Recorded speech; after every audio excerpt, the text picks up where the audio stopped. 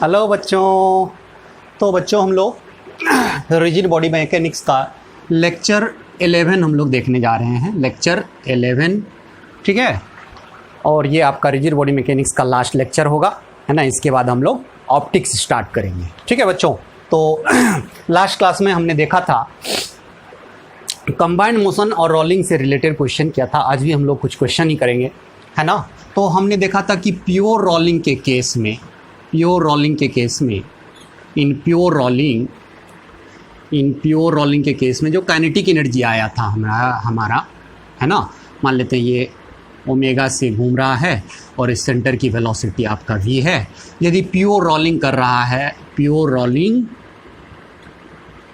है ना, तो v बराबर क्या होता है, ओमेगा इंटू आर, है ना। v बराबर ओमेगा इंटू आर होता है। चलिए, तो हमने प्योर रोलिंग में काइनेटिक एनर्जी जो निकाला था, काइनेटिक एनर्जी हमने क्या बोला था कि काइनेटिक एनर्जी जो होता है किसी भी बॉडी का, है ना, किसी भी बॉडी का kinetic energy of body with respect to centre of mass plus kinetic energy of centre of mass. और इसी को हम लोग क्या बोलते हैं, kinetic energy of body with respect to centre of mass क्या होता है, half into I of C M into omega square plus half into M into V of C M का स्क्वायर। इसी को हम लोग क्या बोलते हैं, ट्रांसलेशनल काइनेटिक एनर्जी। इसको हम लोग बोलते हैं rotational kinetic energy. Rotational kinetic energy मतलब kinetic energy is the sum of rotational plus translational kinetic energy, है ना। तो चलिए, तो यहाँ पे काइनेटिक एनर्जी बराबर आया था half into I into omega square plus, है ना, हाफ इंटू एम इंटू क्या चीज, वी स्क्वायर। हम जानते हैं कि प्योर रोलिंग के केस में ओमेगा बराबर वी बाई आर हो जाएगा। तो half into I into V square by R square plus half into M into V square. तो half M V square common ले लेते हैं, half M V square common लेते हैं, तो इसमें तो आपका 1 बच जाएगा और इसमें तो m था नहीं, तो डिवाइड हो जाएगा आई बाई एम आर स्क्वायर हो जाएगा, है ना। और इसी को हमने क्या बोला था, इसको हमने बीटा बोला था। तो देयरफॉर काइनेटिक एनर्जी जो हो गया b इंटू काइनेटिक एनर्जी कौन सा, ट्रांसलेशनल काइनेटिक एनर्जी हमने, लेकिन ये कब, जब प्योर रोलिंग कर रहा होगा स्टेशनरी सरफेस पे। कैसा सरफेस, स्टेशनरी सरफेस पे। तो यदि स्टेशनरी सरफेस पे प्योर रोलिंग करेगा तो आपका काइनेटिक एनर्जी बराबर बीटा इंटू, है ना, के टी, है ना, ट्रांसलेशनल काइनेटिक एनर्जी आपका आया था, है ना। चलिए बच्चों, है ना। और इस बात को ध्यान में रखेंगे बच्चा, कब, जब प्योर रोलिंग करेगा on stationary surface, stationary surface पे जब प्योर रोलिंग करेगा तो काइनेटिक एनर्जी बराबर beta into translational kinetic energy, यानी कि के बराबर beta into half into M into V square, जहाँ पे भी क्या है, सेंटर ऑफ मास की वेलोसिटी का स्क्वायर। तो kinetic energy beta into half into, जिसको हम लोग ट्रांसलेशनल काइनेटिक एनर्जी बोलते हैं, है ना। ये हमने लास्ट क्लास में देख लिया था, है ना। चलिए, उसके बाद जैसे कि मान के चलो कि हमको वर्क एनर्जी थ्योरम लगाना हो प्योर रोलिंग के केस में, वर्क एनर्जी थ्योरम, है ना, हमको लगाना है work energy theorem, work energy theorem, है ना।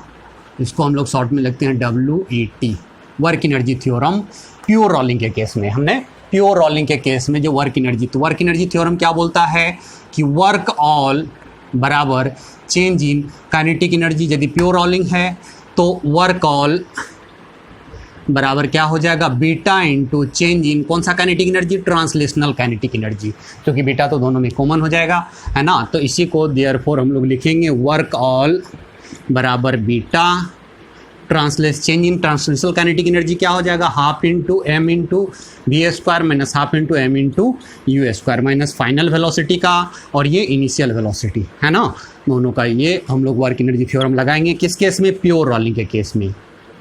प्योर रोलिंग में हम लोग वर्क एनर्जी थ्योरम लगाएंगे डायरेक्ट हम लोग, है ना। प्योर रोलिंग हो रहा है, कंबाइंड मोशन हो रहा है ना। कंबाइंड मोशन में प्योर रोलिंग हो तो हम लोग वर्क ऑल बराबर beta into half into M into V square minus half into M into U square हम लोग ये लगाएंगे। तो चलिए इसको पॉज करके फटाफट लिख लेंगे बच्चा, है ना। चलिए स्टार देकर के एक पॉइंट लिखेंगे कि यदि आपका बॉडी प्योर रोलिंग कर रहा हो, है ना, प्योर रोलिंग करता है तो फ्रिक्शन कौन सा लगता है, स्टैटिक फ्रिक्शन। और work done by static friction क्या होता है आपका, जीरो, है ना। यदि आपका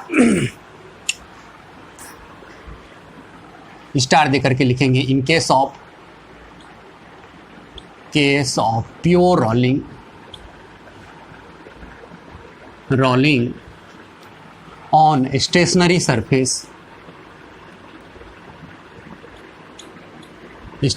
surface, the work done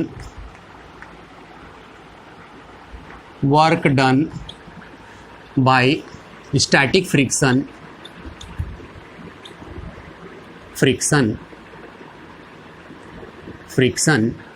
is क्या होगा, zero. So we apply conservation of total mechanical energy,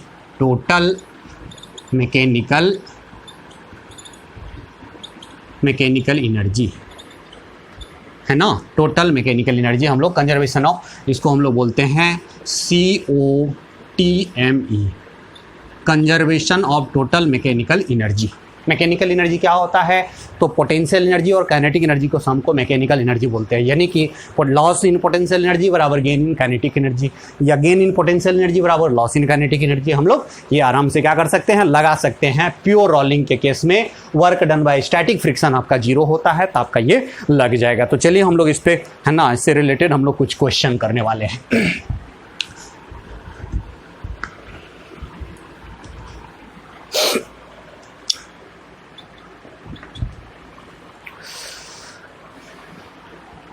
इस solid sphere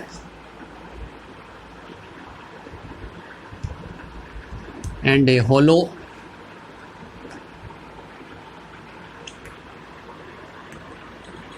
sphere of same mass and speed are performing pure rolling.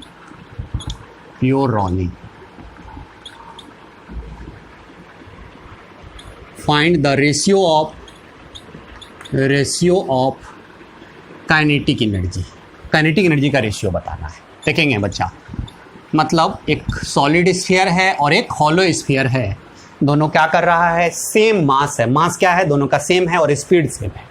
Speed मतलब, है ना, किसका, सेंटर ऑफ मास का स्पीड। और परफॉर्मिंग क्या कर रहा है, प्योर रोलिंग कर रहा है ऑन स्टेशनरी सरफेस। तो हमको बोल रहा है काइनेटिक एनर्जी, है ना, kinetic energy of solid sphere upon kinetic energy of hollow sphere. और हमने बोला था कि pure rolling on stationary surface में काइनेटिक एनर्जी क्या होता है, B into translational kinetic energy, half into M into V²। किसका, बीटा किसका हो जाएगा, बीटा किसका होगा, तो सॉलिड स्फीयर का, अपॉन, है ना, बीटा किसका, होलो स्फीयर का into half into M into V², है ना। हमने बताया था कि beta into translational kinetic energy, beta into translational kinetic energy. तो मास और स्पीड तो दोनों का सेम है, कट गया।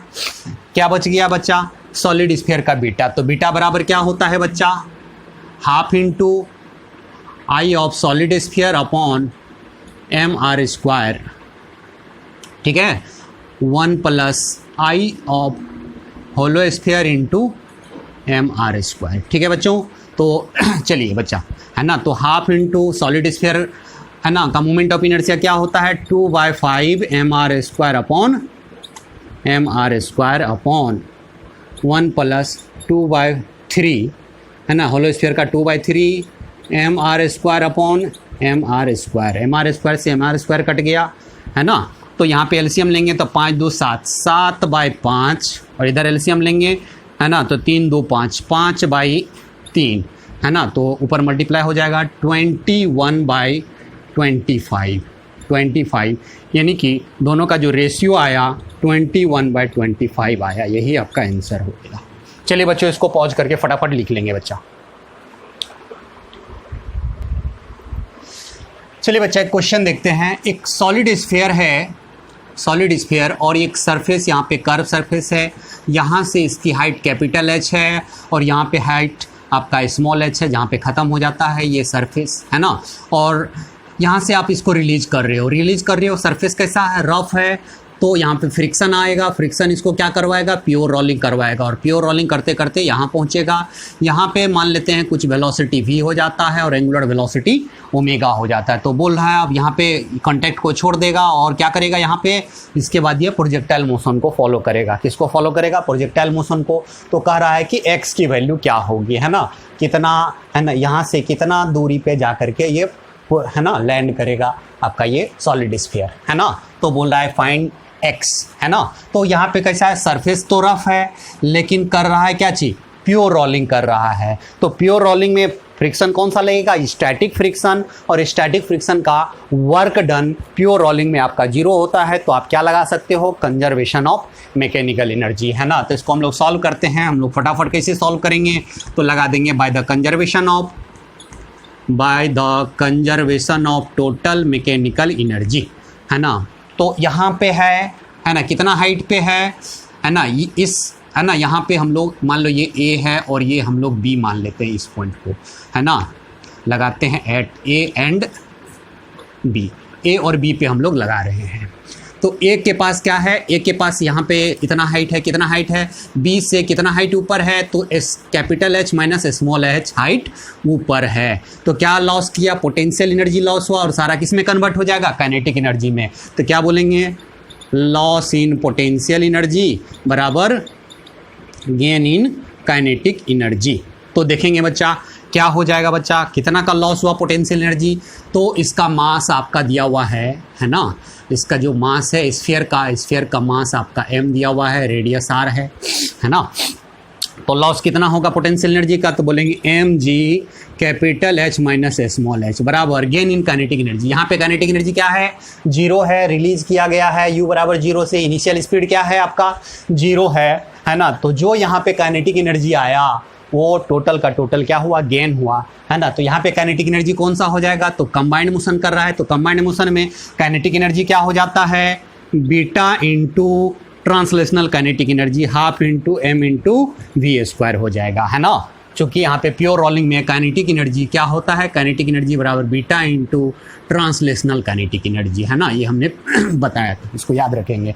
तो यहाँ से आप m से आपको m को काट लेते हैं और v का जो वैल्यू हो जाएगा आपका, यहाँ पे v का वैल्यू क्या हो जाएगा बच्चा, अब हम बीटा निकालते हैं। तो बीटा कितना होगा, तो याद रखेंगे बीटा जो होता है सॉलिड स्फीयर के लिए याद ही रख लेंगे 1 plus I by M R square इन होता है। तो आई प्लस आई का value 2/5 M R square upon M R square. तो एम आर स्क्वायर से एम आर स्क्वायर कट गया, 5 2 7, 7/5 होता है किसका वैल्यू, बीटा का।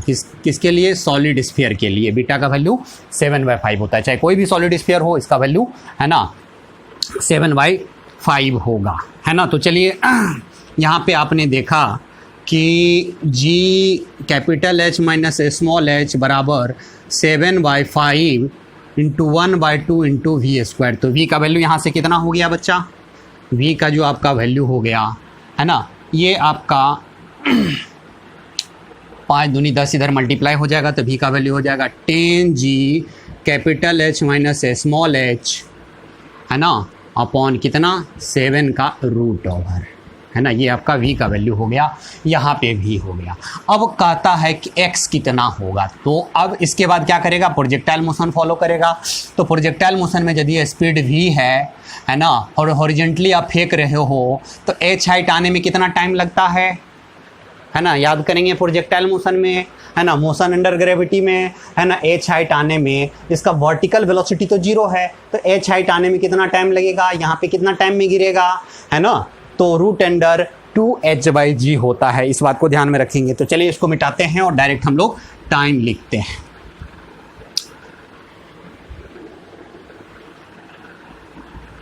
तो x बराबर क्या हो जाएगा, तो ये वाला वेलोसिटी, ये वाला हॉरिजॉन्टल वेलोसिटी इसका क्या रहता है, कांस्टेंट रहता है। तो v इंटू क्या हो जाएगा t, और v कितना है root under 10G capital H minus small h upon g, और टाइम कितना लगेगा, है ना। आपको पता होना चाहिए कि h हाइट गिरने में जीरो वेलोसिटी से, वर्टिकल वेलोसिटी यहाँ पे जीरो है, तो वर्टिकल वेलोसिटी जीरो है, तो स्मॉल h हाइट आने में कितना टाइम लगेगा, यहाँ पे कितना टाइम में पहुँचेगा, बोलेंगे 2h/g होता है ना। टाइम 2h/g, तो रूट अंडर 2h/g, है ना। तो आपका ये हो गया, है ना, x की वैल्यू। चलिए इसको नोट करके आप लोग लिख लेंगे। ये आपका 7 था, है ना, ये आपका 7 था, 7 लिख लेंगे। अच्छा, ये आपका 7 था। तो यदि और इसको आगे बढ़ाएंगे तो दोनों आ जाएगा 10g capital H minus small h/7 into 2 small h/g, है ना। तो g से g कट गया, यहाँ पे कितना हो गया 20 root under 20 capital H minus small h, है ना, 20h ना, 20 स्मॉल h अपॉन 7। चलिए बच्चों इसको लिख लेंगे बच्चा, फटाफट लिख लेंगे बच्चा। चलिए बच्चों देखते हैं, एक इंक्लाइन प्लेन है जिसका इंक्लाइनेशन आपका क्या है, थीटा है, और एक सॉलिड स्फीयर है जिसको u बराबर 0 से रिलीज कर रहा है। अभी किस पॉइंट पे है, तो a पॉइंट पे है। a से b तक जो है सरफेस कैसा है, रफ है, और b से c तक जो है ये वाला c पॉइंट है ना, यहाँ तक सरफेस कैसा है, स्मूथ है। मतलब आधा सरफेस रफ है और आधा सरफेस स्मूथ है। कितना लेंथ रफ है, तो l लेंथ रफ है और l लेंथ क्या है आपका, स्मूथ है। और हमसे पूछ रहा है ना, कि आप इसको इनिशियल u बराबर 0 से आप क्या कर रहे हो, रिलीज कर रहे हो, छोड़ रहे हो। तो यहाँ से यहाँ तक तो रफ है, तो क्या करेगा, प्योर रोलिंग करेगा, करते करते यहाँ पे आएगा, यहाँ पे प्योर रोलिंग यहाँ तक करेगा। इसके बाद ये प्योर रोलिंग नहीं करेगा, स्मूथ है तो प्योर रोलिंग नहीं करने देगा। याद रखेंगे कि यदि सरफेस स्मूथ है तो यहाँ पे प्योर रोलिंग नहीं हो पाएगा। अब देखो स्मूथ जैसे ही है तो जो फोर्स लग रहा है कहाँ पे, सेंटर पे लग रहा है, mg साइन थीटा इधर की तरफ लग रहा है, जो क्या करेगा, इसके सेंटर के वेलोसिटी को बढ़ाएगा। क्योंकि सेंटर पे mg साइन थीटा लग रहा है, फ्रिक्शन तो लग नहीं रहा है जो इसके ओमेगा को बढ़ाएगा। तो जब ये यहाँ पहुँचेगा तो एंगुलर वेलोसिटी जो b पे है वही c पे रहेगा। क्यों, क्योंकि आपका फ्रिक्शन तो लग नहीं रहा है, और फ्रिक्शन यदि नहीं लग रहा है, इसमें जो लग रहा है इधर क्या लग रहा है, mg साइन थीटा, और mg साइन थीटा का टॉर्क सेंटर के अबाउट क्या हो जाएगा, 0 हो जाएगा। तो टॉर्क तो है नहीं कि एंगुलर एक्सीलरेशन होगा, जो एंगुलर एक्सीलरेशन होगा तभी एंगुलर वेलोसिटी बढ़ेगा, तो ओमेगा तो बढ़ने वाला नहीं है। लेकिन सेंटर पे फोर्स लग रहा है तो क्या होगा, एंगुलर ये सेंटर ऑफ मास को एक्सीलरेशन देगा, तो सेंटर ऑफ मास की वेलोसिटी तो बढ़ेगा लेकिन ओमेगा नहीं बढ़ेगा। याद रखेंगे कि यहाँ पे आपका यहाँ पे जो ओमेगा होगा वही यहाँ पे ओमेगा होगा। तो जो ओमेगा बी पे है वही ओमेगा कहाँ पे है, सी पे है। तो हमको क्या बोल रहा है, find the value of V C, है ना, वेलोसिटी एट सी, है ना, वेलोसिटी ऑफ एट सी, मतलब सी पे वेलोसिटी क्या होगा, ये हमको बोल रहा है यहाँ पे बताने के लिए। तो देखिए हम लोग इसको कैसे सॉल्व करते हैं। याद रखेंगे ए से बी तक आपका क्या है बच्चा, यहाँ पे ए से बी तक आपका क्या है, रफ तो है लेकिन स्टैटिक फ्रिक्शन लगेगा, और यदि स्टैटिक फ्रिक्शन लगेगा तो आपका, है ना, स्टैटिक फ्रिक्शन का वर्क डन क्या हो जाएगा, 0 होगा, चूंकि प्योर रोलिंग करेगा, है ना। तो हम लोग कंजर्वेशन ऑफ मैकेनिकल एनर्जी लगा सकते हैं। तो लगा देते हैं by the conservation of total mechanical energy at A and B पे। कहाँ पे लगाते हैं, ए और बी पे। तो conservation of total mechanical energy लगाएंगे तो ए से बी आएगा तो कितना हाइट नीचे आएगा, ये एंगल आपका थीटा है, तो ये वाला जो हाइट हो जाएगा एल साइन थीटा। तो कितना हाइट नीचे आया, एल साइन थीटा नीचे आया, तो क्या हो जाएगा M G L sine theta. इतना पोटेंशियल एनर्जी का लॉस हुआ, जिसको लिखेंगे लॉस इन पोटेंशियल एनर्जी बराबर गेन इन क्या चीज़, काइनेटिक एनर्जी। तो देखेंगे कितना का लॉस हुआ, तो लॉस जो हो जाएगा एम जी, और कितना हाइट नीचे आया, एल साइन थीटा नीचे आया, तो एल साइन थीटा आपका नीचे आया, तो इतना लॉस हुआ। और जो हुआ काइनेटिक एनर्जी, क्योंकि यहाँ से यहाँ तक आते आते ये प्योर रोलिंग कर रहा है, तो प्योर रोलिंग में काइनेटिक एनर्जी जो हो जाता है बीटा टाइम्स, है ना, बीटा टाइम्स, है ना, into half into M into V of B का स्क्वायर। है ना। और याद रखेंगे सॉलिड स्फीयर के केस में अभी निकाला था, बीटा का वैल्यू क्या आया था, 7/5 आया था, 7/5 आया था। तो बीटा का वैल्यू आप 7/5 रख देंगे, है ना। m से तो m कट जाएगा, m से m कट जाएगा, यहाँ पे GL साइन थीटा बराबर 7/5 into half into v of b का स्क्वायर, ठीक है। तो यहाँ पे 5 दूनी 10 हो जाएगा। स्पीड एट b, है ना, क्या हो जाएगा बच्चा, है ना, तो 10 GL साइन थीटा बाई 7 का क्या चीज़, रूट ओवर, आपका ये हो जाएगा, ठीक है बच्चों। तो ये आपका हो गया स्पीड एट बी। लेकिन हमको कहाँ का स्पीड निकालना है, सी का। अब इसके बाद तो स्मूथ है, क्या है बच्चा, स्मूथ है। तो फोर है ना, अगेन ओमेगा एट बी बराबर ओमेगा एट क्या होगा, सी। जो ओमेगा बी पे होगा वही ओमेगा कहाँ पे होगा, सी पे होगा, है ना। अब लिखाते हैं फॉर बी टू सी के लिए, बी से सी के लिए एक्सीलरेशन जो होगा सेंटर ऑफ मास का, एक्सीलरेशन जो होगा सेंटर ऑफ मास का, वो कितना हो जाएगा, जी साइन थीटा। चूंकि इसके बाद स्मूथ है और इधर फोर्स लगेगा एम जी साइन थीटा, तो एक्सीलरेशन क्या हो जाएगा, इंक्लाइन प्लेन के केस में जी साइन थीटा होता है। तो हम लोग फार्मूला लगा देंगे, है ना, वी स्क्वायर बराबर यू स्क्वायर प्लस 2g, है ना, 2as, है ना। तो ये स्पीड एट सी का होल स्क्वायर बराबर स्पीड एट, है ना, स्पीड एट बी कितना है बच्चा, बी आपका ये आ गया 10 GL sine theta by 7 square है, 2 इंटू एक्सीलरेशन क्या है, जी साइन थीटा, और एस कितना दूरी तय किया, एल, है ना। तो 7 दूनी 14, 10 24। तो स्पीड एट सी बराबर कितना हो जाएगा, 24 GL साइन थीटा अपॉन 7 का रूट ओवर। ये आपका सी का स्पीड हो गया। देखेंगे फिर से एक बार हम रिकॉल कर देते हैं। चूंकि ये सॉलिड स्फीयर को u बराबर 0 से क्या कर रहा है, रिलीज कर रहा है ना। तो सॉलिड स्फीयर ये सरफेस आपका रफ है, तो यहाँ से यहाँ तक क्या करेगा, प्योर रोलिंग करेगा, ए से बी तक प्योर रोलिंग करेगा। तो प्योर रोलिंग में स्टैटिक फ्रिक्शन लगता है, और स्टैटिक फ्रिक्शन का वर्क डन बच्चों क्या होता है ना, 0 होता है। तो मैकेनिकल एनर्जी क्या होगा यहाँ पे, कंजर्व, क्योंकि आपका यहाँ पे एनर्जी का लॉस नहीं हो रहा है, तो मैकेनिकल एनर्जी आपका कंजर्व हो जाएगा। तो क्या लिखेंगे, लॉस इन पोटेंशियल एनर्जी बराबर गेन इन काइनेटिक एनर्जी। यदि एच हाइट ये नीचे आया, कितना हाइट नीचे आ रहा है, ये एल है, ये थीटा है, तो ये क्या हो जाएगा, एल साइन थीटा हो जाएगा। तो एल साइन थीटा हाइट नीचे आ रहा है, तो M G L sine theta का लॉस हुआ, और गेन इन काइनेटिक एनर्जी कितना हुआ, तो इनिशियल वेलोसिटी 0 से इसको रिलीज कर रहे हैं, जो इसके पास काइनेटिक एनर्जी आया सबका सब गेन ही हुआ। और प्योर रोटेशन में काइनेटिक एनर्जी जो होता है beta into translational kinetic energy, तो beta into half into M into इस, है ना, वेलोसिटी एट बी का होल स्क्वायर। तो यहाँ से बी का वेलोसिटी आ गया। आप जानते हो कि बीटा सॉलिड स्फीयर का 7/5 होता है, हम पहले निकाल चुके हैं, है ना। अब देखेंगे, चूंकि बी से सी तक आपका स्मूथ है सरफेस, सरफेस यदि स्मूथ है तो फ्रिक्शन होगा नहीं, और फ्रिक्शन होगा नहीं तो सेंटर ऑफ मास के अबाउट टॉर्क होगा नहीं, और टॉर्क होगा नहीं तो एंगुलर एक्सीलरेशन नहीं होगा, और एंगुलर एक्सीलरेशन नहीं होगा तो बीटा ये ओमेगा की वैल्यू नहीं बढ़ेगा, मतलब एंगुलर स्पीड नहीं बढ़ेगा, एंगुलर स्पीड कांस्टेंट रहेगा। तो जो एंगुलर स्पीड बी पे है वही सी पे होगा, जो बी पे है वही सी पे होगा। लेकिन सेंटर पे तो फोर्स लग रहा है, एम जी का इधर कंपोनेंट क्या हो जाएगा, M G sine theta, M G का इधर component M G sine theta, जिसके वजह से एक्सीलरेशन क्या होगा, जी साइन थीटा, जिसकी, है ना, जी साइन थीटा एक्सीलरेशन होगा।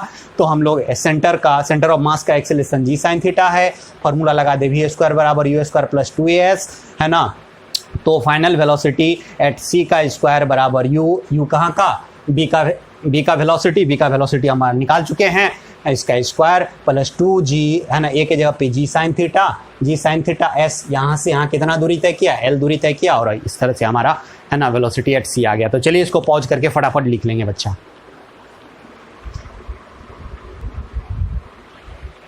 चलिए बच्चों, यहाँ पे देखते हैं कि एक आपका कर्व सरफेस है ना, जिसका आधा पोर्शन जो है रफ है और आधा पोर्शन स्मूथ है।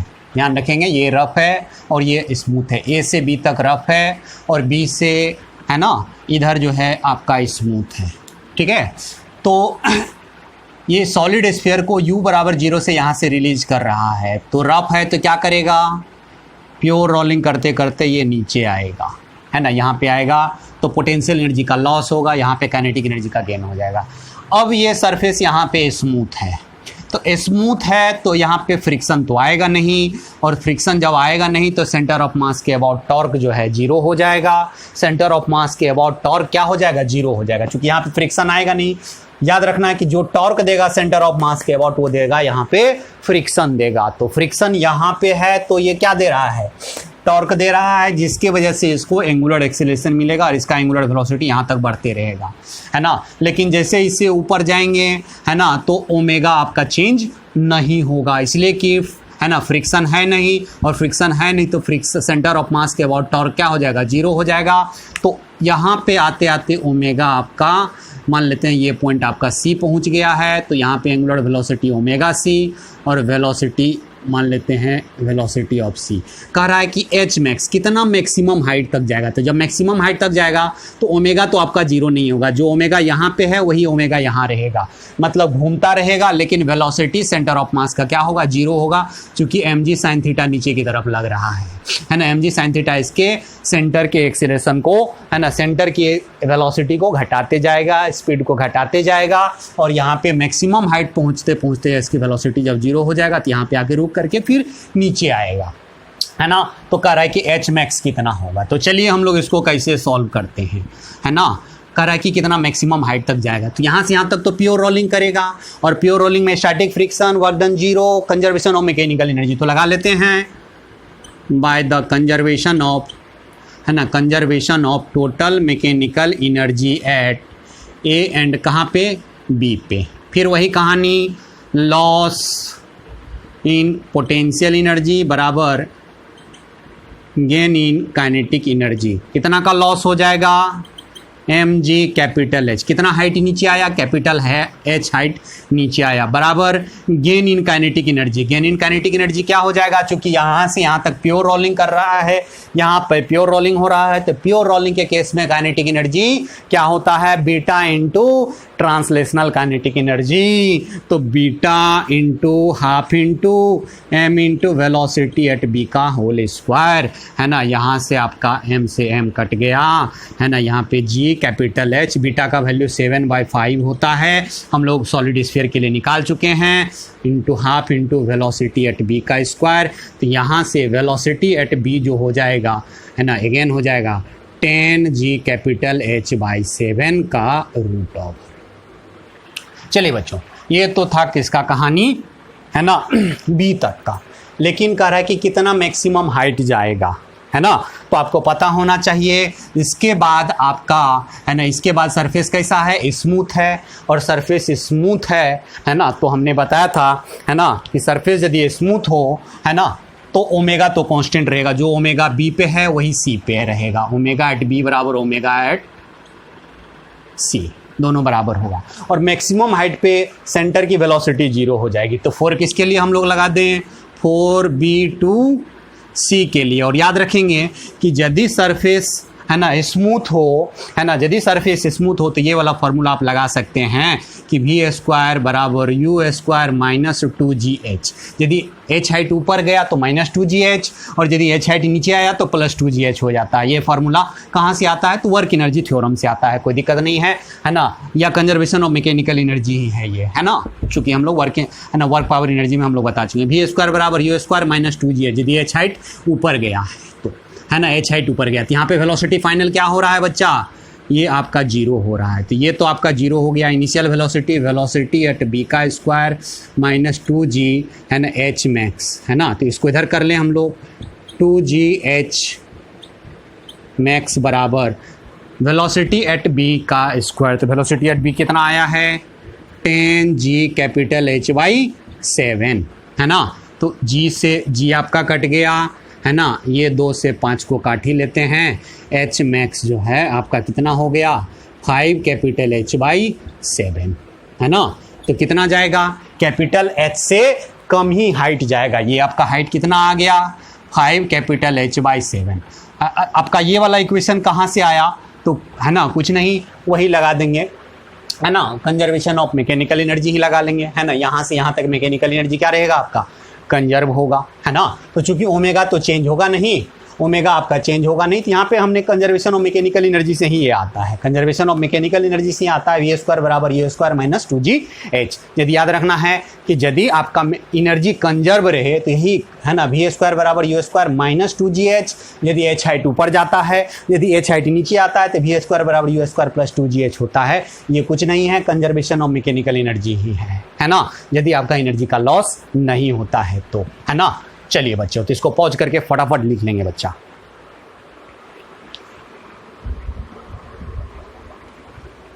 चलिए बच्चों, हम लोग देखते हैं एक, है ना, स्टार दे करके लिखेंगे। मान लेते हैं कि ये आपका एक कोई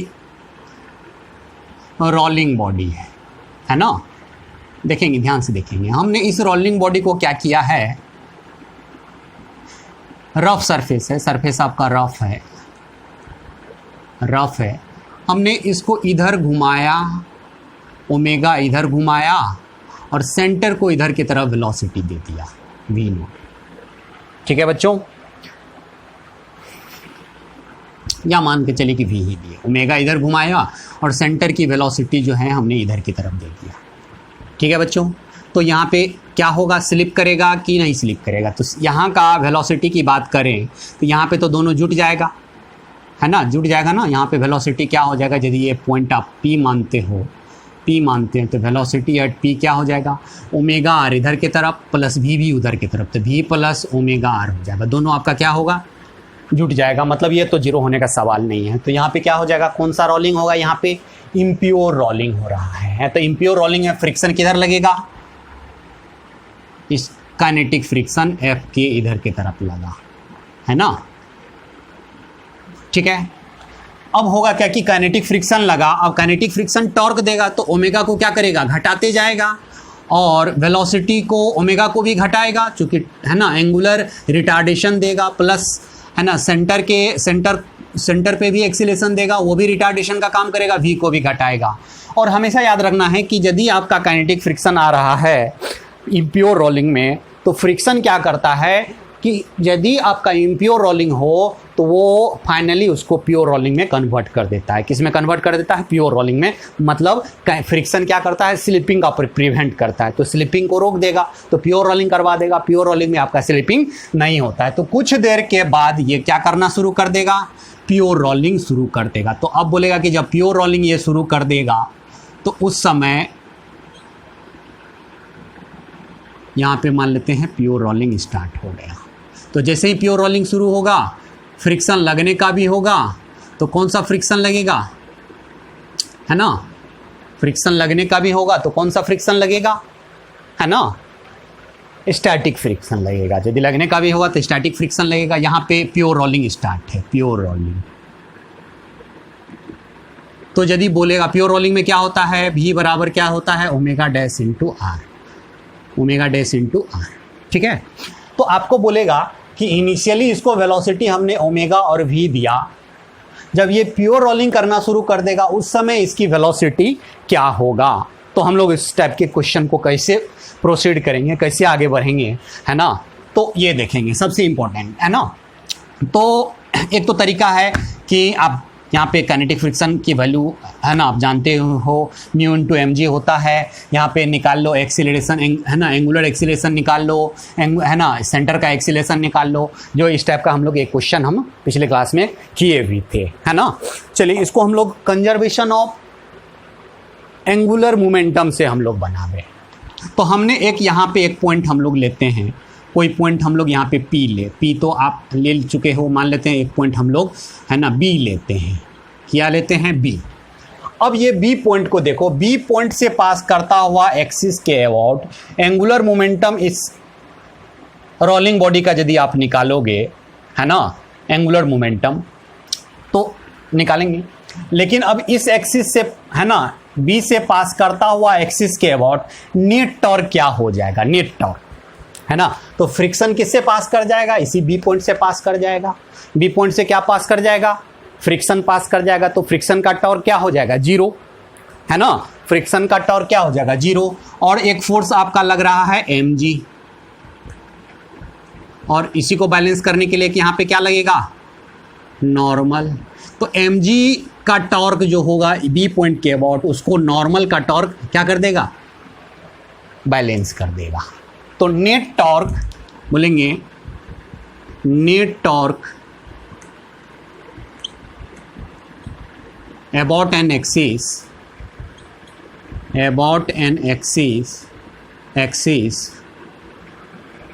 through B इज क्या होगा 0 होगा। क्यों 0 होगा? क्योंकि ये काइनेटिक फ्रिक्शन किससे पास कर जाएगा B से पास कर जाएगा। तो B से पास कर जाएगा काइनेटिक फ्रिक्शन, तो B से पास करता हुआ एक्सिस के अबाउट काइनेटिक फ्रिक्शन का टॉर्क क्या हो जाएगा 0।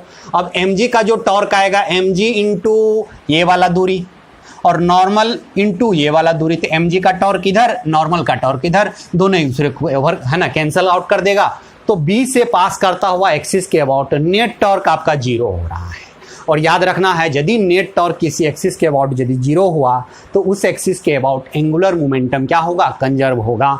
तो हम लोग लगा देते हैं बाय द कंजर्वेशन ऑफ है ना कंजर्वेशन ऑफ एंगुलर मोमेंटम्स। क्या लगा दिए by the conservation of angular momentum about an axis through B से पास करता हुआ एक्सिस के अबाउट हमने कंजर्वेशन ऑफ एंगुलर मोमेंटम हमने लगा दिया है। तो हम लोग लगाएंगे इनिशियल एंगुलर मोमेंटम बराबर फाइनल एंगुलर मोमेंटम। ठीक है बच्चों, तो इनिशियल एंगुलर मोमेंटम क्या होगा, इनिशियल एंगुलर मोमेंटम बराबर फाइनल एंगुलर मोमेंटम। अब सवाल है कि इनिशियल एंगुलर मोमेंटम क्या होगा बी के अबाउट, तो हम बोलेंगे कि एंगुलर मोमेंटम बताए थे, एंगुलर मोमेंटम कंबाइंड मोशन में क्या होता है। तो एक तो सेंटर ऑफ मास के अबाउट एंगुलर मोमेंटम, तो सेंटर ऑफ मास पे बैठ करके एंगुलर मोमेंटम निकालोगे तो I इंटू ओमेगा होगा, जिसका डायरेक्शन किधर हो जाएगा बाहर के तरफ, और सेंटर का एंगुलर मोमेंटम तो m इंटू वी इंटू ये वाला दूरी है ना, ये क्या है लीनियर मोमेंटम क्या हो जाएगा m इंटू वी, और m इंटू वी आपका और ये वाला दूरी आपका r है ना। तो m इंटू वी वाला लाइन ये हो गया, इस एक्सिस से इसका परपेंडिकुलर दूरी r हो गया, तो क्या हो जाएगा एम भी इंटू आर। और इस पॉइंट के अबाउट ये वाला है ना एंगुलर मोमेंटम का डायरेक्शन किधर हो जाएगा अंदर की तरफ, यानी कि क्रॉस। और क्रॉस वाला डायरेक्शन को हम लोग क्या ले लेते हैं, हम लोग ले लेते हैं क्रॉस को पॉजिटिव ले लेते हैं, क्रॉस को हम लोग क्या ले लेते हैं पॉजिटिव है ना। तो I इंटू ओमेगा क्या हो जाएगा, I इंटू ओमेगा निगेटिव हो जाएगा है ना, प्लस m इंटू भी ये सेंटर का है ना, ये सेंटर का एंगुलर मोमेंटम है, सेंटर का एंगुलर मोमेंटम। चलिए इसको हम लोग कैसे लिखते हैं, हम लोग बोलेंगे कि angular momentum of body about centre of mass plus initial plus centre of मास का एंगुलर मोमेंटम इनिशियल बराबर क्या होता है angular momentum of body about centre of मास ये फाइनल प्लस है ना सेंटर ऑफ मास का एंगुलर मोमेंटम फाइनल। चलिए अब देखते हैं कि सेंटर ऑफ मास पे बैठ करके क्या करेगा ये है ना प्योर रोटेशन करेगा। तो सेंटर ऑफ मास के अबाउट क्या हो जाएगा I इंटू ओमेगा, लेकिन डायरेक्शन क्या है ना डाउट है, डाउट क्या हो जाएगा ये क्रॉस आप पॉजिटिव माने हो तो डॉट निगेटिव यानी कि माइनस I इंटू ओमेगा। और सेंटर का एंगुलर मोमेंटम इस एक्सिस के अबाउट क्या हो जाएगा है ना, इस एक्सिस के अबाउट क्या हो जाएगा तो m इंटू भी इंटू परपेंडिकुलर दूरी r है तो क्या हो जाएगा m भी इंटू आर। और इस एक्सिस के अबाउट ये वेलोसिटी किधर घूमता हुआ नजर आ रहा है तो क्लॉकवाइज में डायरेक्शन क्या हो जाएगा क्रॉस, तो क्रॉस पॉजिटिव हो गया है ना। बाद में है ना यहाँ पे देखेंगे कि फाइनल, तो फाइनल क्या हो जाएगा I into omega dash plus है ना I into omega dash plus है ना m भी है ना किस वो b के ही अबाउट b यहीं पे है ना b के अबाउट, तो क्या हो जाएगा m भी डैश इंटू आर। चूँकि I इंटू ओमेगा ये भी क्रॉस में है, m into V dash into R ये भी क्रॉस में ही है, तो दोनों पॉजिटिव ही हो जाएगा m into V dash into R. ठीक है, अब याद रखेंगे चूंकि प्योर रोलिंग कर रहा है तो ओमेगा बराबर क्या हो जाएगा यहाँ से v डैश बराबर ओमेगा डैश आर, तो ओमेगा डैश बराबर क्या हो जाएगा v डैश वाई आर हो जाएगा। तो चलिए ठीक है, इसको हम लोग ऐसे लिख देते हैं M V R minus I into omega बराबर आई, है ना, ओमेगा डैश का value V dash by R plus M V dash R. चलिए बच्चों, तो थोड़ा सा इसको मिटा रहे हैं हम लोग यहाँ पे।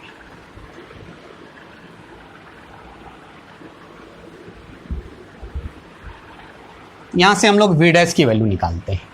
वी डैश की वैल्यू क्या हो जाएगा, है ना, वी डैश की वैल्यू आपका क्या हो जाएगा, वी डैश की वैल्यू, है ना, क्या हो जाएगा, M V R minus I into omega upon, है ना, यहाँ से वी डैश कॉमन ले लिए हैं तो क्या हो जाएगा, M R plus I by R इन हो जाएगा बच्चा।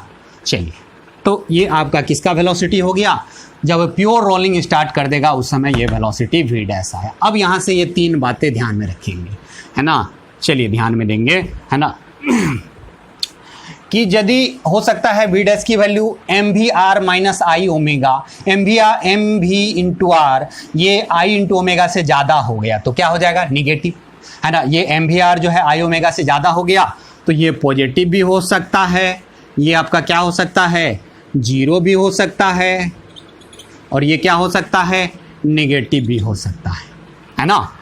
तो यदि आपका पॉजिटिव हो गया तो इसका मतलब, है ना, वेलोसिटी किधर की तरफ रहेगा, इधर की तरफ, और ये मतलब आगे मूव करता हुआ जाएगा। तो ये पॉजिटिव हुआ तो इसका मतलब मूव राइट वर्ड, राइट, है ना। जीरो हो गया तो क्या हो जाएगा, स्टॉप कर जाएगा, है ना। जीरो यदि हो गया, वी डैश की वैल्यू यदि जीरो हो गया तो इसका मतलब क्या हो जाएगा, रुक जाएगा। और निगेटिव हो गया मतलब एम वी आर की वैल्यू आई ओमेगा से कम हुआ तो ये कम में से ज़्यादा घटेगा तो निगेटिव, निगेटिव क्या बताएगा कि ये वेलोसिटी इधर की तरफ हो जाएगा। मतलब आप यदि इधर घुमा करके आगे फेंक देते हो, है ना, और यदि एम वी आर का वैल्यू आई ओमेगा से क्या हुआ, कम हुआ, एम वी आर का वैल्यू आई ओमेगा से कम हुआ, है ना, यानी कि ज़्यादा स्पीड से आपने घुमाया और कम स्पीड से फेंका तो फिर आगे जाने के बाद फिर आपके पास रिटर्न होके आ जाएगा। मतलब इस कंडीशन में किधर घूमेगा ये, मूव लेफ्ट, लेफ्ट वर्ड। मतलब आपने इसको फेंका ज़मीन पे ऐसे, है ना, इसको ऐसे घुमा करके ऐसे फेंका, है ना, तो आगे बढ़ेगा और कुछ देर के बाद फिर वो, है ना, घूमते हुए आपके पास ही वापस आ जाएगा। मतलब ये क्या हो जाएगा बच्चा, जादू हो जाएगा, है ना, कि आपने फेंका, है ना, घुमाया इधर, फेंका आगे और वो खुद व खुद आपके पास वापस आ रहा है। बोलेंगे वाह तो जादू हो गया, है ना। तो ये आपका कहाँ से आया, तो वी डैश की वैल्यू यदि M V R minus I omega, M V R यदि आई ओमेगा से क्या हो गया आपका, है ना, M V R I omega से छोटा हो गया तो ये निगेटिव हो जाएगा। और निगेटिव का मतलब वेलोसिटी, है ना, लेफ्ट की तरफ हो जाएगा तो लेफ्ट की तरफ आपका आएगा और लेफ्ट की तरफ आ जाएगा तो फिर क्या बोलेंगे कि आपने फेंका आगे, कुछ देर के बाद वो आपकी तरफ वापस आ गया। मतलब क्या हो गया, जादू हो गया। तो चलिए इसको लिख लेंगे बच्चा।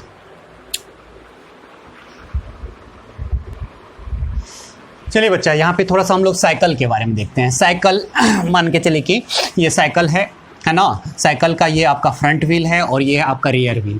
और आपका रियर व्हील मतलब पीछे वाला जो व्हील है ना, उससे, है ना, उससे पैडल जो है, आप जो पैडल मारते हो वो किससे कनेक्टेड होता है ना, रियर व्हील से, मतलब पीछे वाला व्हील से कनेक्टेड होता है। इसको रियर व्हील। और ये फ्रंट व्हील यहाँ पर भी आपका, जब आप ड्यूरिंग पैडल, जब पैडल मारते हो, है ना, जब आप पैडल मारते रहते हो तो आपने पैडल मारा तो क्या किया, है ना, रियर व्हील, पीछे वाला व्हील को टॉर्क दिया, मतलब घुमाना शुरू किया, है ना। तो घुमाना शुरू किया तो एंगुलर ओमेगा तो इसको मिल गया, है ना। एंगुलर एक्सेलरेशन आपने दिया, एंगुलर एक्सेलरेशन आपने पैडल दिया तो टॉर्क इसको मिला। टॉर्क मिलने से ये तो घूमने लगा, लेकिन इसके सेंटर को है ना, सेंटर ऑफ मास को एक्सेलरेशन, है ना, दिया नहीं कोई। तो इसमें कौन देगा, फ्रिक्शन। तो इस कंडीशन में पीछे वाला व्हील पे फ्रिक्शन जो लगेगा, एफ एस, स्टैटिक फ्रिक्शन किधर की तरफ लगेगा, आगे की तरफ। और आगे वाला व्हील पे फ्रिक्शन किधर की तरफ लगेगा, एफ एस, है ना। मान लेते हैं कि यहाँ पे हमने एफ एस डैश मानते हैं, ये एफ एस, है ना। तो याद रखना है कि जब आप पैडल मारोगे तो पीछे वाला व्हील पे फ्रिक्शन आगे की तरफ और आगे वाला व्हील पे फ्रिक्शन पीछे की तरफ। अब पीछे वाला व्हील पे फ्रिक्शन आगे की तरफ क्यों लगा, क्योंकि आपने पैडल दिया तो टॉर्क तो दिया, सेंटर ऑफ मास को एक्सेलरेशन कौन दिया, तो एक्सेलरेशन कौन देगा, यहाँ पे फ्रिक्शन। इसलिए फ्रिक्शन की जरूरत, स्टैटिक फ्रिक्शन किधर लगता है, जिधर जरूरत होता है प्योर रोलिंग में जिधर ज़रूरत होता है। तो इसको किधर ज़रूरत है, आगे की तरफ, तो यहाँ पे आगे लग गया। अब आगे वाला व्हील है ना, जो कि आपका ये पैडल दे रहे हो है ना, तो ये आपका मूव कर रहा है। पीछे वाला चक्का जैसे ही मूव करने लगा, आगे वाला चक्का को धक्का देगा, तो आगे वाले चक्के के है ना पे फोर्स तो लगा आगे की तरफ। तो ये तो क्या हुआ, सेंटर ऑफ मास को तो एक्सीलरेशन मिला, टॉर्क तो कोई नहीं दे रहा है। तो टॉर्क इस कंडीशन में कौन देगा, फ्रिक्शन देगा। तो फ्रिक्शन है ना, टॉर्क किधर चाहिए, तो किधर लगेगा फ्रिक्शन, पीछे की तरफ। तो इस कंडीशन में जो आपका एक्सीलरेशन हो जाएगा Fs minus Fs dash upon mass. अब जब आप पैडल नहीं दे रहे हैं, नो पैडलिंग, यदि पैडल आप नहीं दे रहे हैं, तो जब पैडल आप नहीं देंगे तो कुछ भी चीज़ का ज़रूरत नहीं है। No paddling no friction, friction नहीं लगेगा। और जब आप ब्रेक अप्लाई करोगे तो दोनों व्हील को रोकना है। ब्रेक आपने अप्लाई किया है ना, तो टॉर्क प्रोड्यूस करके आपने दोनों व्हील को तो रोक दिया है ना, व्हील के है ना रोटेशन को तो आपने रोक दिया, मतलब सेंटर ऑफ मास को तो नहीं रोक रहे हो। सेंटर ऑफ मास को कौन रोकेगा, फ्रिक्शन रोकेगा। तो दोनों ही केस में फ्रिक्शन किधर लगेगा बच्चा, पीछे लगेगा Fs डैश। तो इस कंडीशन में जो एक्सीलरेशन होगा Fs plus Fs dash upon mass. तो याद रखना है कि जब आप पैडल देते रहोगे तो उस कंडीशन में साइकिल में फ्रिक्शन पीछे वाले चक्के में, पीछे वाले व्हील में फ्रिक्शन आगे की तरफ लगेगा और आगे में पीछे की तरफ लगेगा। जब पैडल नहीं दोगे तो फ्रिक्शन की ज़रूरत नहीं पड़ेगा, और जब ब्रेक अप्लाई करोगे तो दोनों व्हील में फ्रिक्शन किधर लगेगा, पीछे की तरफ लगेगा, है ना। तो चलिए बच्चों, इसको फटाफट पॉज करके लिख लेंगे।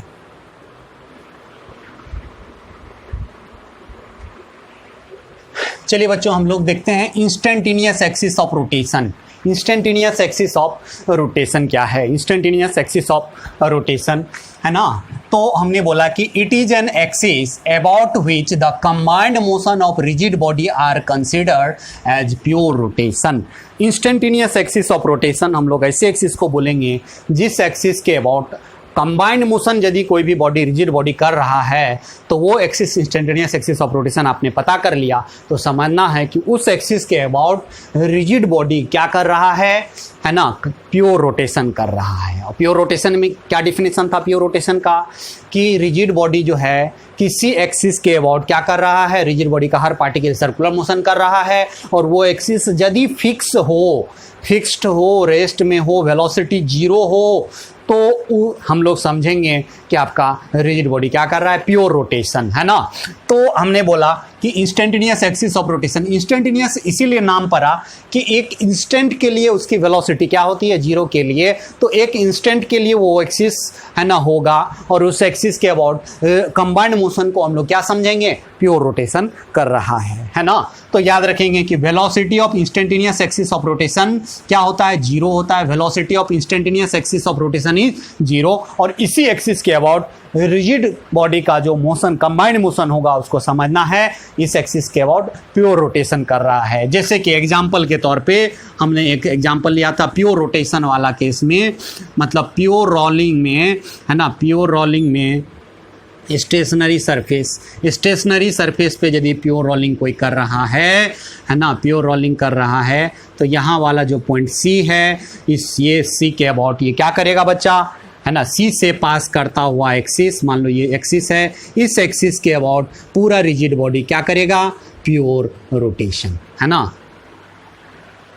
प्योर रोटेशन कर रहा होगा इस एक्सिस के। तो इसी एक्सिस को हम लोग क्या बोलेंगे, इंस्टेंटेनियस एक्सिस ऑफ रोटेशन, है ना। ये एक पर्टिकुलर इंस्टेंट के लिए होगा, कुछ देर के बाद जो कांटेक्ट पॉइंट होगा वो कांटेक्ट पॉइंट से पास करता हुआ एक्सिस के अबाउट रिजिड बॉडी को क्या समझेंगे, प्योर रोटेशन कर रहा है। तो ये एक्सिस की वेलोसिटी, इस पॉइंट की वेलोसिटी, मतलब velocity of instantaneous axis of rotation, यानी कि वेलोसिटी ऑफ सी आपका क्या हो जाएगा, जीरो होता है। तो आप जानते हो कांटेक्ट पॉइंट की वेलोसिटी प्योर है ना, प्योर है ना रोलिंग में, प्योर रोलिंग में क्या होता है, प्योर रोलिंग में आपका है ना, प्योर रोलिंग में कांटेक्ट पॉइंट की वेलोसिटी जीरो होता है। तो अब इसके अबाउट तो प्योर रोटेशन कर रहा है, और प्योर रोटेशन में कोई बोलेगा कि इस पॉइंट की वेलोसिटी क्या होगा, तो बोलेंगे इसके परपेंडिकुलर होगा। और क्या होगा, तो यदि ये ओमेगा से घूम रहा है, ये दूरी आर है, तो क्या हो जाएगा, ओमेगा आर। को पूछेगा इस पॉइंट की वेलोसिटी क्या होगा, तो यहाँ पे मान लो ये R1 है, तो ये वेलोसिटी इसके परपेंडिकुलर हो जाएगा, और ओमेगा इंटू क्या हो जाएगा, R1 होगा। तो इस तरह से हम लोग है ना मान लेंगे, और इस एक्सिस के अबाउट ये क्या करेगा, प्योर रोटेशन। और प्योर रोटेशन में है ना हम लोग जानते हैं कि काइनेटिक एनर्जी क्या होता है, half into I into omega square, है ना। मोमेंट है ना, एंगुलर मोमेंटम क्या होता है, आई इंटू ओमेगा होता है। तो हम लोग फटाफट है ना इंस्टेंटेनियस एक्सिस ऑफ रोटेशन हमको यदि पता चल गया तो कंबाइंड मोशन को हम लोग प्योर रोटेशन की तरह ही सॉल्व कर लेंगे। कंबाइंड मोशन जो रिजिड बॉडी का होगा, भूल जाएंगे कि कंबाइंड मोशन कर रहा है, याद रखेंगे कि वो क्या कर रहा है इंस्टेंटेनियस एक्सिस ऑफ रोटेशन के अबाउट प्योर रोटेशन कर रहा है। तो चलिए बच्चों इसको फटाफट लिख लेंगे, है ना। यदि इंस्टेंटेनियस एक्सिस ऑफ रोटेशन आपको पता चल गया, है ना, तो आप डायरेक्ट आप क्या लिख सकते हो, कंबाइंड मोशन में, इन कंबाइंड मोशन में, इन कंबाइंड मोशन में, इन कंबाइंड मोशन में, कंबाइंड मोशन में हमने बताया था कि कंबाइंड मोशन में है ना kinetic energy of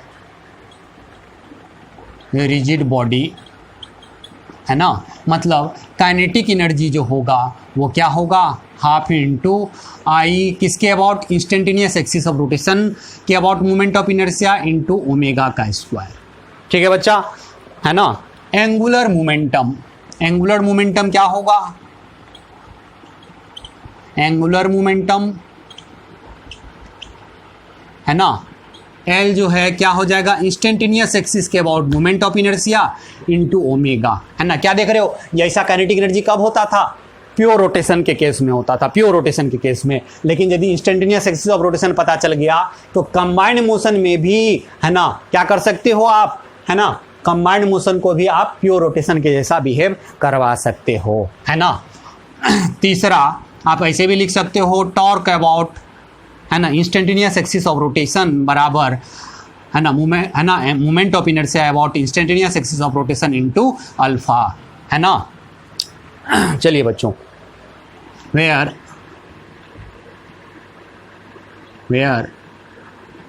torque about instantaneous axis of rotation, इसको बोलेंगे torque about instantaneous axis of rotation, है ना। Torque about instantaneous axis of rotation includes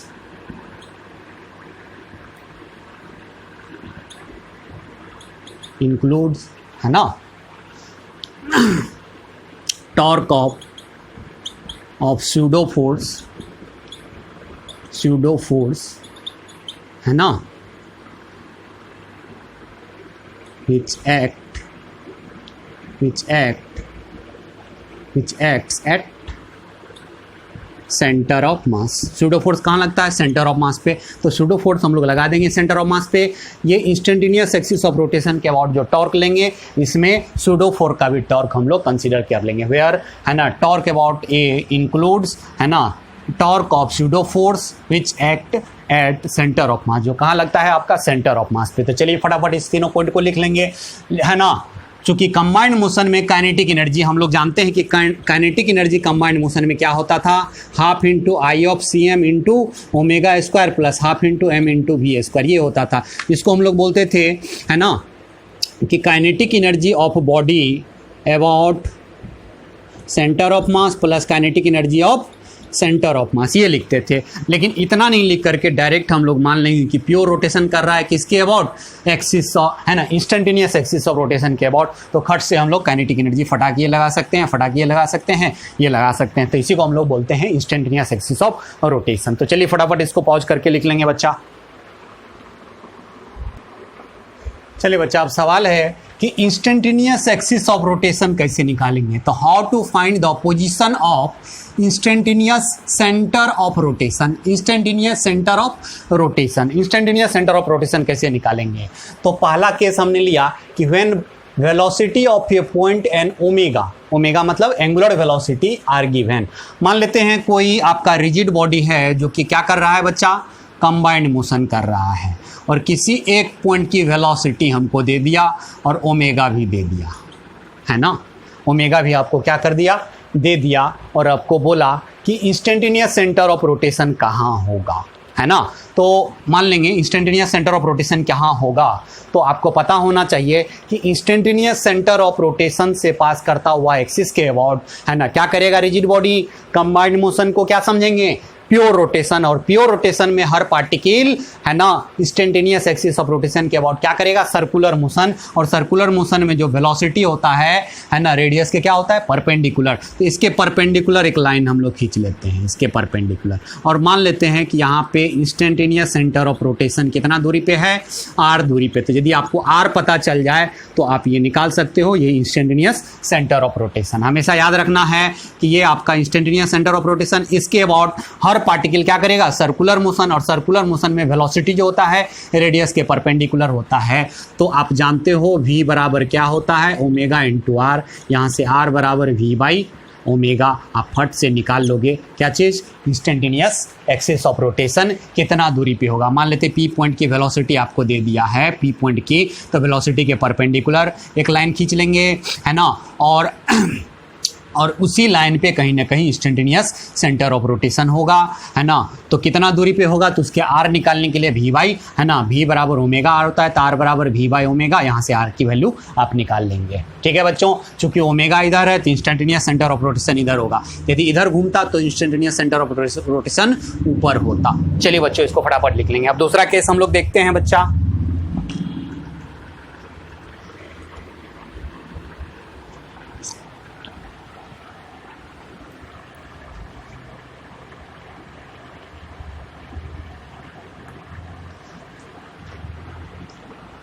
when velocity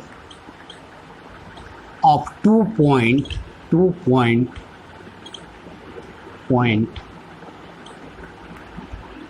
are given which are not parallel, है ना, जो कि आपका क्या है, पैरेलल नहीं है। तो मान लेते हैं कोई रिजिड बॉडी है ना, दे दिया इस पॉइंट की वेलोसिटी आपका ये दे दिया, ये पी पॉइंट है, इसकी वेलोसिटी आपका दे दिया वेलोसिटी ऑफ पॉइंट पी। एक ये पॉइंट क्यू दे दिया, इसकी वेलोसिटी ये दे दिया वेलोसिटी ऑफ पॉइंट क्यू। तो बोलेगा कि इंस्टेंटेनियस एक्सिस ऑफ रोटेशन क्या होगा, है ना। तो आपको पता होना चाहिए इंस्टेंटेनियस एक्सिस ऑफ रोटेशन है ना, इंस्टेंटेनियस सेंटर ऑफ रोटेशन पता करना है। तो सेंटर है ना से जो रेडियस होता है, रेडियस पे वेलोसिटी क्या होता है, परपेंडिकुलर। तो इस वेलोसिटी से परपेंडिकुलर एक लाइन खींच लेंगे, यहाँ से एक परपेंडिकुलर लाइन खींचे, आप यहाँ से लाइन खींचे एक परपेंडिकुलर, एक यहाँ से, दोनों का जो इंटरसेक्शन होगा इसको क्या बोलेंगे, इंस्टेंटेनियस सेंटर ऑफ रोटेशन। दोनों वेलोसिटी के परपेंडिकुलर आप लाइन खींच लेंगे, दोनों का इंटरसेक्शन पॉइंट क्या कहलाएगा, है ना, इंस्टेंटेनियस सेंटर ऑफ रोटेशन। इससे पास करता हुआ एक्सिस के अबाउट ये रिजिड बॉडी क्या करेगा, क्या करेगा बच्चा, कंबाइंड है ना, सॉरी प्योर रोटेशन करेगा इस एक्सिस के अबाउट, इंस्टेंटेनियस है ना एक्सिस ऑफ रोटेशन के अबाउट। तो चलिए बच्चा है ना फटाफट इसको पॉज करके लिख लेंगे बच्चा। चलिए बच्चों तीसरा केस है ना, if magnitude and direction of two parallel velocity are given. मतलब पिछले बार क्या था, दो पॉइंट की वेलोसिटी दिया हुआ था, दो पॉइंट की वेलोसिटी आपका दिया हुआ था है ना, और दोनों वेलोसिटी आपका पैरेलल नहीं था। तो हमने क्या बोला था, वेलोसिटी के परपेंडिकुलर आप लाइन खींच लो, दोनों का इंटरसेक्शन पॉइंट जो होगा इंस्टेंटेनियस सेंटर ऑफ रोटेशन होगा।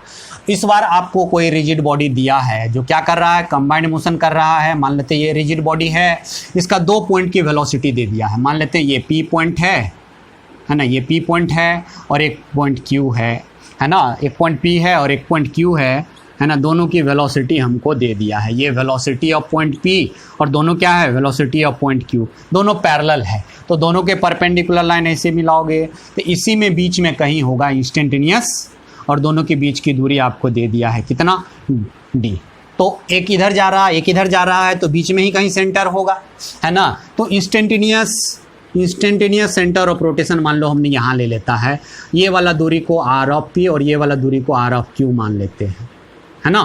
तो देखेंगे आर ऑफ क्यू और आर ऑफ है ना, R of P and R of Q हम लोग कैसे निकालेंगे। तो चूंकि ये क्या कर रहा है बच्चा, कंबाइंड मोशन कर रहा है ना, और इस इंस्टेंटेनियस सेंटर ऑफ रोटेशन के अबाउट प्योर रोटेशन करने लगेगा।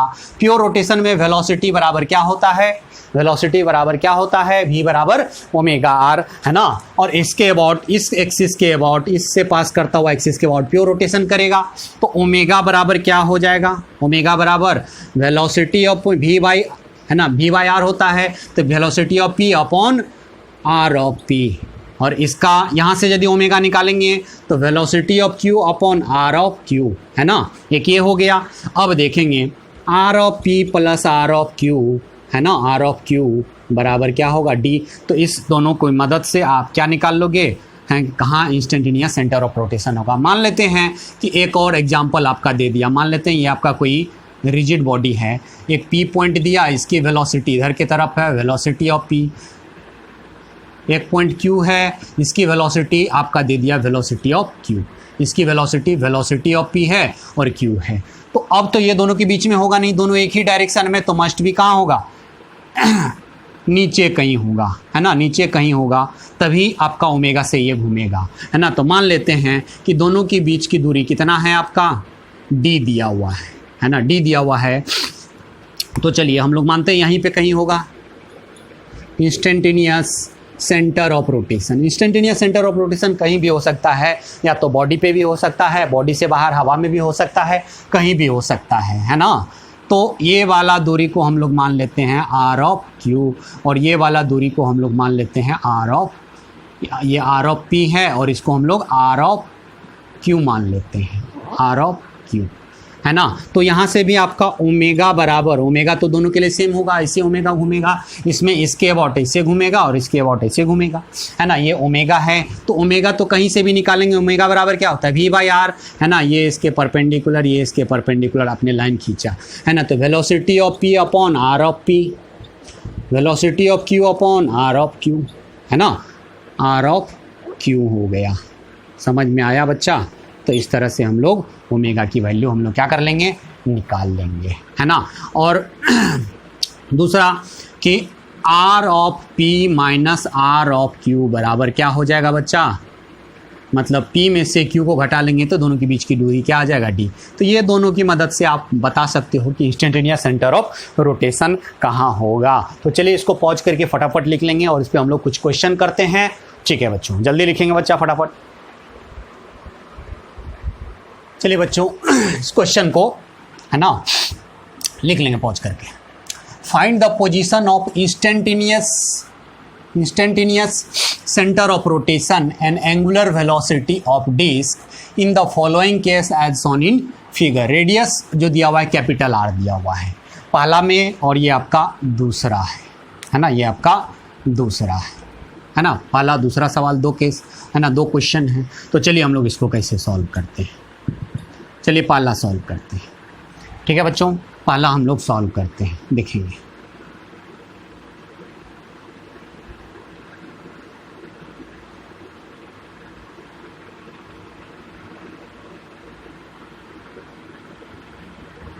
यहाँ का वेलोसिटी आपका दिया हुआ है 2v और यहाँ का वेलोसिटी दिया हुआ है v, है ना। तो ये तो क्लियर पता चल गया कि इंस्टेंटेनियस सेंटर ऑफ रोटेशन बीच में तो होगा नहीं, बीच में होगा तो ये इधर और ये इधर घूमना चाहिए, इसका वेलोसिटी इधर होना चाहिए, तो मस्ट भी किधर होगा, नीचे कहीं होगा। इंस्टेंटेनियस सेंटर ऑफ रोटेशन यही होगा, इसके परपेंडिकुलर, इसके परपेंडिकुलर, है ना। तो मान लेते हैं ये वाला दूरी क्या है, x है ना, यहाँ से x दूरी पे है, तो ये कितना हो जाएगा 2r। मान लेते हैं कितना से घूम रहा है, ओमेगा से। तो हम लोग जानते हैं कि ओमेगा बराबर क्या होता है, v बाई आर। तो 2v बाई आर कितना हो जाएगा, 2r plus x, 2r plus x बराबर, है ना। यहाँ से देखेंगे ओमेगा बराबर क्या हो जाएगा, v बाई आर। तो v बाई कितना हो जाएगा x, है ना। हमने बोला कि इंस्टेंटेनियस सेंटर ऑफ रोटेशन के अबाउट पार्ट, है ना, कंबाइंड मोशन को क्या समझना है, प्योर रोटेशन कर रहा है। प्योर रोटेशन में हर पार्टिकल क्या करता है, सर्कुलर मोशन। सर्कुलर मोशन में, है ना, v बराबर क्या होता है, ओमेगा इंटू आर, या ओमेगा बराबर क्या होता है, v बाई आर, है ना। तो चलिए यहाँ से आप v से v को काट लेंगे, है ना। तो 2v by 2r plus x बराबर v बाई x, है ना। इससे आपने इसको काट लिया, यहाँ पे कितना हो गया, 2x बराबर 2r प्लस x। इसको इधर ले आएंगे तो x की वैल्यू कितना हो गया हमारा, 2r, ठीक है बच्चों, x का वैल्यू 2r हो गया। तो यहाँ से कितना दूरी पे आपका इंस्टेंटेनियस सेंटर ऑफ रोटेशन होगा, 2r दूरी पे। अब ओमेगा निकालना है, तो ओमेगा बराबर या तो v बाई x, है ना, v बाई x है तो v बाई 2r हो जाएगा ओमेगा। समझ में आया बच्चा। तो फटाफट इसको पॉज करके लिख लीजिए, है ना। इसके बाद हम लोग दूसरा क्वेश्चन करते हैं, है ना, इसी का दूसरा, है ना, ये वाला।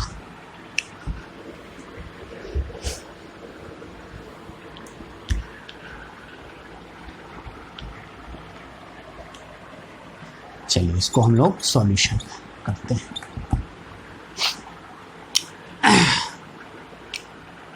दूसरा नंबर, ठीक है। तो दूसरा नंबर जो है आपका, ये पता है कि ये वेलोसिटी इधर है, इसका इधर है, तो है ना, इंस्टेंटेनियस सेंटर ऑफ रोटेशन कहीं बीच में होगा, ICR instantaneous centre of rotation कुछ बीच में होगा।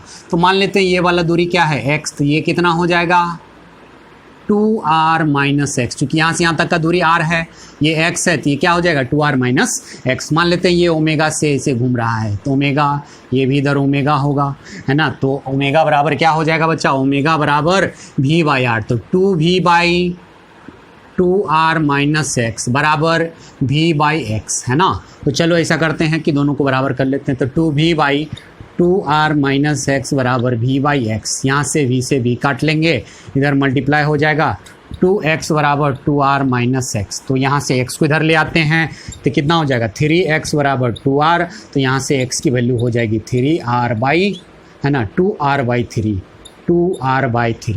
अब हमको क्या निकालना है, ओमेगा। तो ओमेगा कितना हो जाएगा बच्चा, देखेंगे, ध्यान देंगे, ओमेगा बराबर क्या है, v/r है, तो v/x है, तो v आपका तो v ही है, और x का वैल्यू कितना आया 2r/3, तो 3 ऊपर चला जाएगा, ओमेगा की वैल्यू हो गया 3v/2r, आपका ये आपका हो गया। चलिए इसको नोट करके लिख लेंगे बच्चों।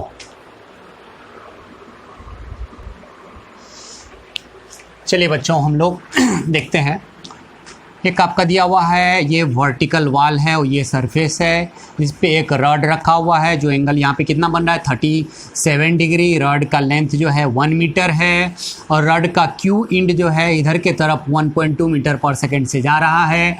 Find the velocity of end P if velocity of end Q is V of Q बराबर 1.2 मीटर पर सेकेंड है ना।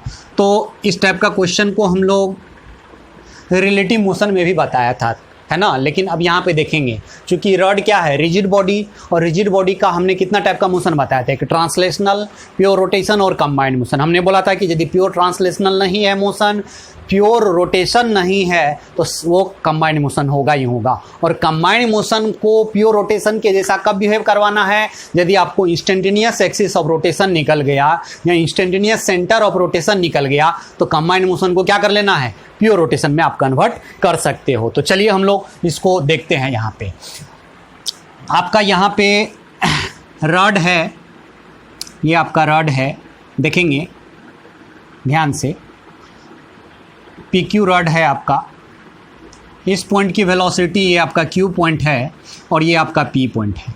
इसकी वेलोसिटी ऑफ Q है 1.2 मीटर पर सेकेंड। तो यदि Q इधर जाएगा तो ये किधर मूव करेगा, नीचे की तरफ मूव करेगा, है ना, इस सरफेस पे नीचे की तरफ। तो ये वेलोसिटी ऑफ P मतलब ऐसे है, ये इधर मूव करेगा तो ये नीचे ऐसे मूव करेगा, है ना। तो चलो ये अब आपको रिजिड बॉडी, यहाँ पे रॉड जो है रिजिड बॉडी है, ये प्योर रोटेशन नहीं है, तो कंबाइंड मोशन। तो कंबाइंड मोशन को में इंस्टेंटेनियस एक्सिस ऑफ रोटेशन हम लोग कैसे निकालेंगे, तो यहाँ पे दो नॉन पैरेलल, है ना, नॉन पैरेलल वेलोसिटी हमको गिवन है, तो दोनों के परपेंडिकुलर लाइन खींच लेते हैं, एक इधर परपेंडिकुलर लाइन और एक इधर परपेंडिकुलर लाइन हमने खींच लिया। तो ये क्या हो गया आपका इंस्टेंटेनियस सेंटर ऑफ रोटेशन। ये एंगल कितना है 37 डिग्री, तो ये वाला भी कितना हो जाएगा 37 डिग्री। ये 1 मीटर है, तो ये कितना हो जाएगा 1 sin 37 डिग्री मतलब 3/5। उसी तरह से ये क्या हो जाएगा 1 cos 37 डिग्री यानी कि 4/5।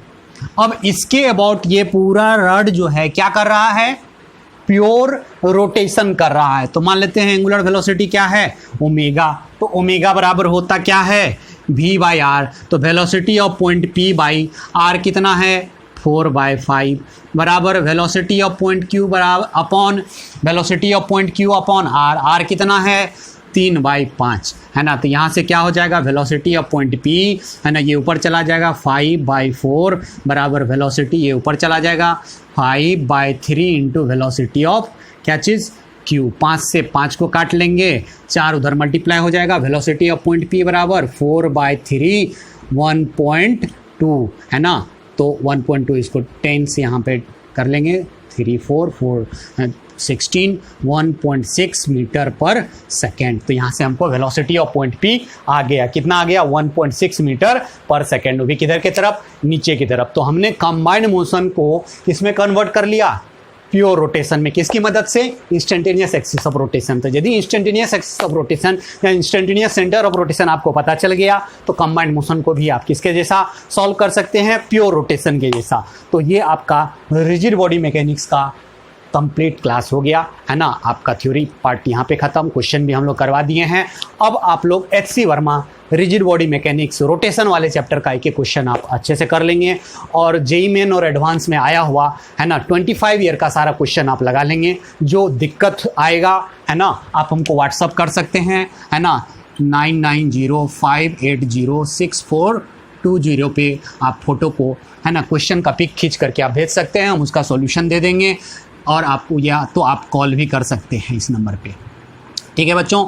तो चलिए है ना, ये आपका था रिजिड बॉडी मैकेनिक्स का कंप्लीट क्लास। अब इसके बाद हम लोग स्टार्ट करने वाले हैं अगले क्लास से ऑप्टिक्स है ना। ऑप्टिक्स स्टार्ट करेंगे होगा तो हम है ना रिजिड बॉडी मैकेनिक्स का है ना आपको HC वर्मा का है ना इम्पोर्टेंट क्वेश्चन हम एक बार फिर रिजिड बॉडी मैकेनिक्स का करवा देंगे, 1-2 वीडियो लेक्चर डाल करके बीच में हम किसी दिन। तब तक आप है ना उसको कोशिश करते रहिए, बनाते रहिए। और जस्ट आपका स्टार्ट करेंगे हम लोग ऑप्टिक्स है ना। ऑप्टिक्स में हम लोग पहले ज्योमेट्रिकल ऑप्टिक्स पढ़ेंगे, फिर आपका वेव ऑप्टिक्स पढ़ेंगे है ना।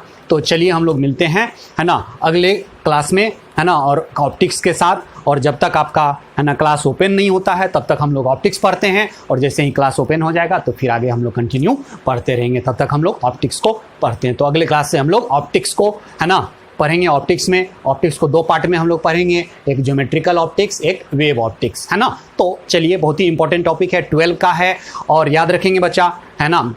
ये आपका 11th का था और आप लोग का 12th स्टार्ट कर रहे हैं है ना। और जैसे ही 11th का कुछ पोर्शन और बचा हुआ है, जैसे ही आप लोग का खुलेगा है ना, तो हम उसका भी करवा देंगे। और यदि थोड़ा सा खुलने में लेट हुआ तो फिर हम है ना 11th का जो टॉपिक बचा हुआ है सो हम है ना वीडियो लेक्चर पे ही करवा देंगे। इसलिए परेशान होने की ज़रूरत नहीं है, सिलेबस के बारे में आप लोगों को टेंशन लेने की ज़रूरत नहीं है। बस आपको है ना यूट्यूब पे फॉलो करते रहिए, यूट्यूब पे है ना आप जा करके वीडियो लेक्चर हम अपलोड करते रहेंगे, उसको देखते रहिए, परेशान होने की ज़रूरत नहीं है। जैसे ही आप लोग का क्लास ओपन होगा है ना, फिर आराम से आपका चलने लगेगा है ना, कोई दिक्कत नहीं है, कोई भी टेंशन लेने की ज़रूरत नहीं है।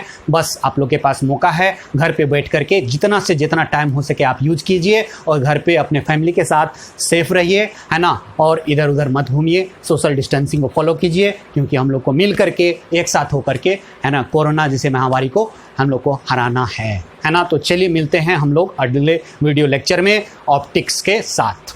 तो चलिए बच्चों, मिलते हैं, बाय।